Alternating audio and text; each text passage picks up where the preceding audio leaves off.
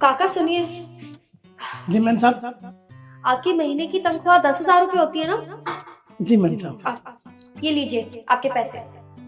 जी ma'am साहब।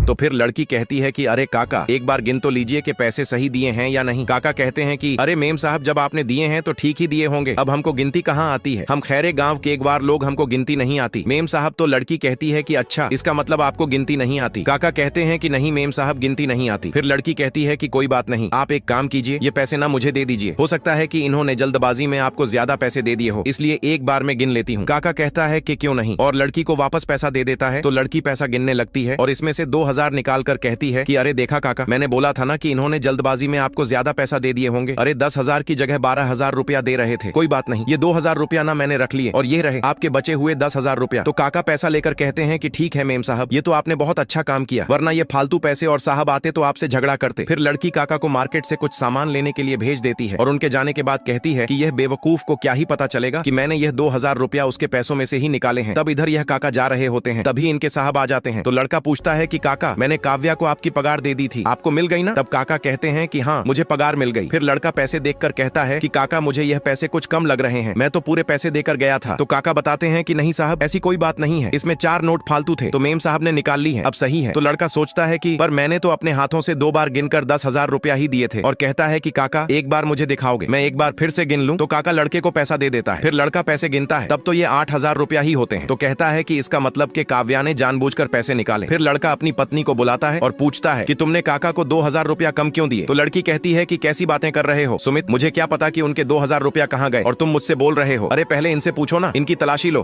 Pocket check करो इनका। अरे हमारे घर में मामूली से नौकर है ये, अरे इसके ऊपर भरोसा कर रहे हो तुम, अरे ये गरीब लोग होते ही ऐसे हैं, हो सकता है कि इसने वह 2,000 रुपया अपनी जेब में रख लिए हो। तब काका कहते हैं कि अरे मैं भला क्यों झूठ बोलूंगा, आपने ही तो मुझे पैसे गिन कर दिए थे, 4 नोट निकाल ली थी आपने। लेकिन ये लड़की नहीं मानने देती है कि मैंने तो इसको पूरे 10,000 रुपया ही दिए थे। लेकिन आपको क्या लगता है कि अब यह काका को अपनी मेहनत के पैसे मिलेंगे या नहीं? इसे देखने से पहले अगर ये वीडियो तेरी स्क्रीन पर आया है तो समझ ले धन और सुख तेरी तरफ बढ़ रहा है। अभी लाइक कर देना और चैनल को सब्सक्राइब कर देना और जाते जाते कमेंट में जय मां लक्ष्मी लिख देना। लड़का कहता है कि काव्या तुमने पैसा निकाले हैं तो सच सच बोल जाओ, क्योंकि यह काका बहुत सालों से हमारे घर में काम करते आ रहे हैं, इन्होंने आज तक एक भी गलती नहीं की, पूरा भरोसा है मुझे इनके ऊपर। लेकिन लड़की नहीं मानने देती है कि तुमको अपनी पत्नी के ऊपर भरोसा नहीं आ रहा है, ऐसे लोगों को रखना ही नहीं चाहिए, निकाल दो इसे नौकरी से। तब काका कहते हैं कि मैं अपने बच्चों को पढ़ाऊंगा, क्योंकि आप जैसे लोग इन्हें फंसा ना सके, जा रहा हूं मैं, नौकरी छोड़कर कहीं और देख लूंगा, बोलकर काका चले जाते हैं।